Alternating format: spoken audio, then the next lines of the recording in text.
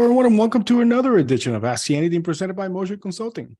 I'm your host, Angel Leon, Moser's Director of Personnel. In today's episode, we're going to be talking about job benchmarking with our very own Shawna Moser.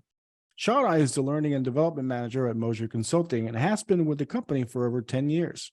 Her focus is on logistics, client relations, distribution, and debriefing of assessments through Target Training International and helping others be their best. She's certified in DISC, driving forces, emotional intelligence, and job benchmarking. In her free time, she enjoys sports and spending time with her husband, 4 boys, and their 2 dogs. Shawna, it's great to have you with us on Ask Anything. How are you?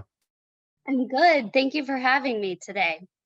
Oh, absolutely. This is a great topic, one that I'm really looking forward to. And so let's start, as we always do on Ask Anything, with the basics. For those who are listening, what is job benchmarking? Job benchmarking essentially is a tool. It's a tool we use to basically set and measure the standard for all our job roles. And it lets us see a side to potential candidates, potential employees that we might not see just from their resume. It lets us see their behaviors. It lets us see their motivators. It lets us see their soft skills or competencies and how well they have those developed by being able to look at the how behind their actions, the why behind their actions, what gets them excited about this job role, what gets them out of bed in the morning, and what skills have they been able to grow in previous careers or previous trainings. Yeah, and like you mentioned, it is a tool. I mean, it is part of your toolbox, as I like to call it, because you get, from the moment that person hits submit and submits that resume, if the recruiters or the software that you're using likes them, then you get to have a phone call with them at first, and then, insert your hiring process, whatever you guys do in your organization. For us, we do this very early in our hiring stages because we want to make sure that we provide all of our leaders with the information, not just from the aspect of the first phone call that our recruiters do, but also from this point of view. So what is the process of benchmarking a position? So we start with subject matter experts. We take, those at the top of their field and we bring them together and we talk about key accountabilities. We talk about what does this job role require? Not necessarily how the SMEs would do the job, but what do we need in this specific job role? What kind of communication styles do we need, based on their DISC profile? Do we need someone who is going to be really good at customer focus if this is a client-facing job role? We bring together those subject matter experts. We go through those key accountabilities, and they kind of just give me everything that's needed for that job role. After that, we use Target Training International, the company that provides our assessments, and we use what is called a Trimetrics DNA talent assessment. Those subject matter experts then complete that assessment thinking about those key accountabilities and the job role. What are we looking for specifically? What top 7 competencies or soft skills do we want someone in this job role to have? Is it important that they have leadership skills? Things like that. After we've done that, we compile the talent assessment from the SMEs, and then we can create the benchmark from that, and it will show us those top 7 competencies. It will show us the ideal DISC style, and it will show us what motivators or driving forces are important in that job role. And I will say, job benchmarking is not the be-all, end-all. We don't look at a candidate and only go on what their job benchmark says. It's a piece of the puzzle. It's a tool in our kit, like you said before. And we are then able to have a potential candidate complete another assessment. And from that, we create a gap report. That shows us, just like it sounds, where are the gaps in what the job benchmark standard is and where this person is in this point in time. All of these things, these skills, your DISC profile, your driving forces, they can shift and they can change, and we can certainly grow competencies if you have a lower score, maybe in, say, something like time and priority management, we're able to grow that skill. But it tells us ahead of time, this person is probably going to need some help growing that skill. And so the whole process gives us a really kind of big picture of what we're looking at in a candidate. It can also be used for internal promotions. And we can look at that big picture and say, okay, here's what we're looking at. After a candidate is hired, we then talk to each new employee and we go through their reports that they took in that interview process. And we're able to help them see, here's some of my strengths, here's maybe where some of my challenges are. And we talk through those. It helps with self-awareness, and it helps with the coworkers that they're going to be now working with.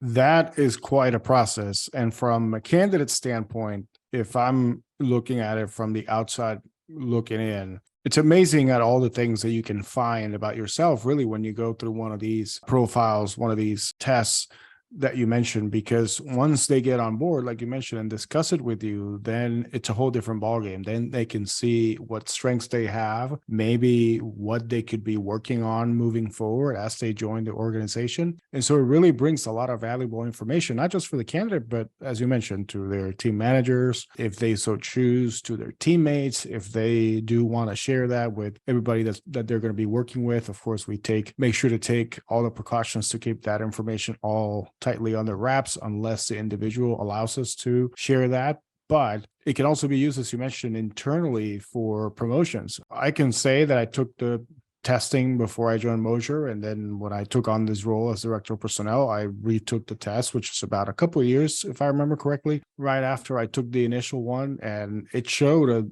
a different me, if you will. I scored higher on different things, but it's because our way of thinking changes, right? So that's what makes us look different in these testing environments. Am I correct, Shawna? Absolutely. And I always tell new hires when we're going through those reports, I encourage them to retake the assessment, 6 to 9 months down the road, and see what skills have I grown since being at Moser. And so that's an important point you make is, those things can change based on where we're at in our life, what emotionally significant events are happening to us, things like that. Because it's not just your professional life, obviously. It takes into consideration how you are thinking from a personal standpoint too. So it's very interesting. I find it very interesting. I'm a huge proponent of this, and I always tell Shawna that. So Shawna, I want to know, how important and essential is it for organizations to do these kind of testing? Absolutely essential. Moser comprised a list of top 10 hiring mistakes that we see in organizations, and not doing job benchmarking was number one on that list. We have the tools at our fingertips. Why not use them? Why not get as much insight as you can on a potential candidate?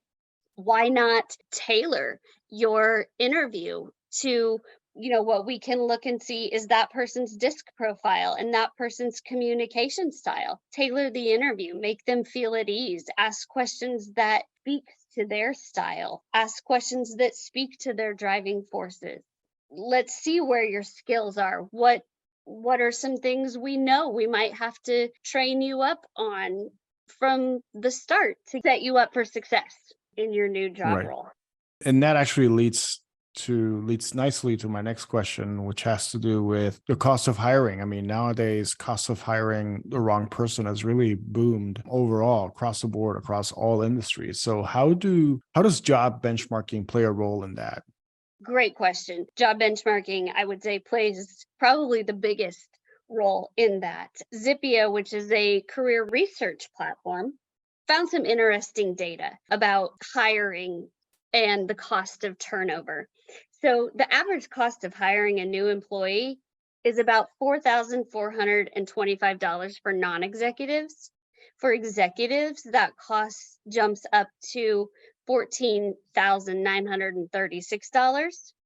In general, it costs about 40% of an employee's base salary to hire a new employee, and it takes 36 to 42 days to fill an average position in the United States. And companies are losing up to $98 per day at the very least with an employee vacancy. Not to mention that turnover is just bad for morale. When you see this happening in your company, it doesn't give people a warm, fuzzy feeling. And so if we can get the right people in the right seats from the beginning, it's going to mitigate turnover, and everyone is going to feel a lot more successful and satisfied. Absolutely. And that obviously, as you mentioned, helps with morale, makes sure that you have the right person, the right individual for those roles. So, Shawna, finally, what advice would you give to organizations who aren't currently benchmarking their positions? One word: retention. Don't wait. We have these tools to help you. Why not give yourself that extra bit of insight that you can't necessarily get from a resume or even possibly from an interview? If someone is maybe not a great interviewer, use these benchmarks. I actually give our hiring directors that will be doing the interviews, I'm able to give them a set of uniform questions based on some of these soft skills, especially in the IT world. That's not always what a hiring director would be thinking about. Mhm. They're thinking about those hard skills, and what can this person do? But I'm able to give them those questions to ask around the benchmark and around where that person is to help the interview be more successful. Well, and it's very important, especially that you provide them with those questions, because nowadays culture is so important to an organization. And so you can have the hard skills, you can come in having all the certifications in the world, but if you can't get along with your team, then it's kind of hard to Yes. really hire somebody like that. Yes. And, by looking at the job benchmark, we can actually take where that person falls on the disc wheel, and we can kind of put them on a wheel with the rest of the team that they'll be joining. And it can show us exactly where they might fit in and how they might fit in with their team. So there you have it. If you're not benchmarking your positions, you should definitely start it. That was Shawna Moser. Thank you very much, Shawna, for being with us on Ask You Anything. We really appreciate it. Thank you for having me. Thank you for listening in to this week's edition of Ask You Anything presented by Moser Consulting. We hope you enjoyed listening to Shawna Moser, who was talking with us about job benchmarking. Join us next time when we continue to dive deeper with our resident experts and what they're currently working on. Send us your ideas or topics via our social media feeds. In the meantime, please remember to give us a rating and subscribe to our feed wherever you get your podcasts. Until then, so long, everybody.